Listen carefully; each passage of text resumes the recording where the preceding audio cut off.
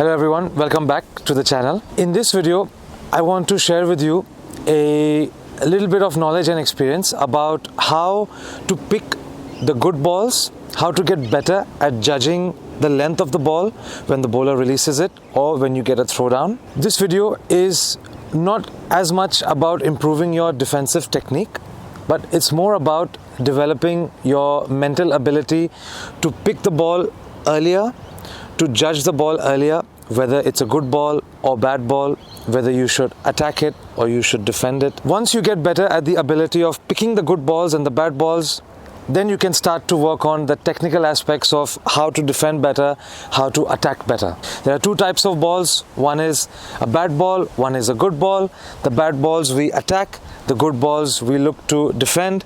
We try and get into a defensive position or into a defensive mindset for that particular ball. The question is how quickly you can get into that defensive position as opposed to not sure what to do. That will decide if you lose your wicket or if you save your wicket. So let's start at understanding where the good length is on the pitch. For me, the good length is a length where I cannot reach the bounce of the ball with my step or with my front foot, so it's out of reach.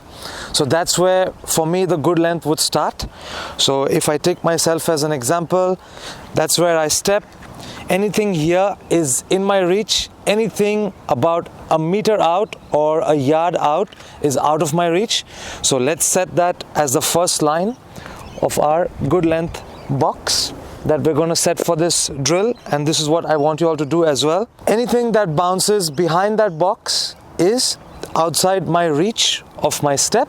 I can't reach the ball there, so it becomes either good length or short length. Now, to set the other side of the good length, anything that I feel I don't have time to go back and attack the ball there, that becomes a good length. So if the ball is too short, I have time to go back and pull it or time to go back and cut it.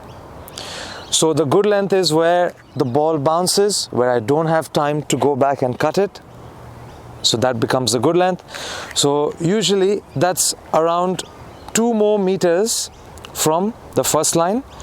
So if we start here and take 2 big steps, 1, 2, and I'm going to put another line here which will complete my box.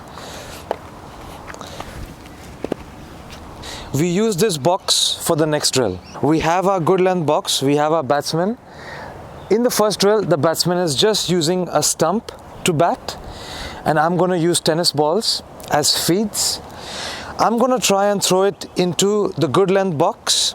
I'm going to bounce it in the good length box. The ball will rise up, and all the batsman is working on is stepping forward and just practicing their defense.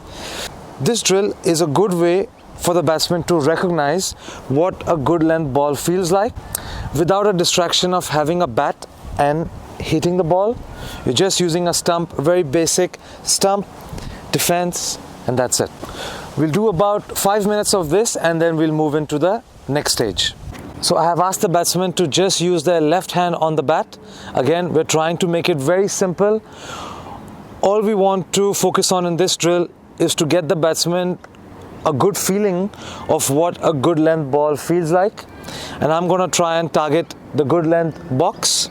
I'm going to try and get the ball bouncing in that.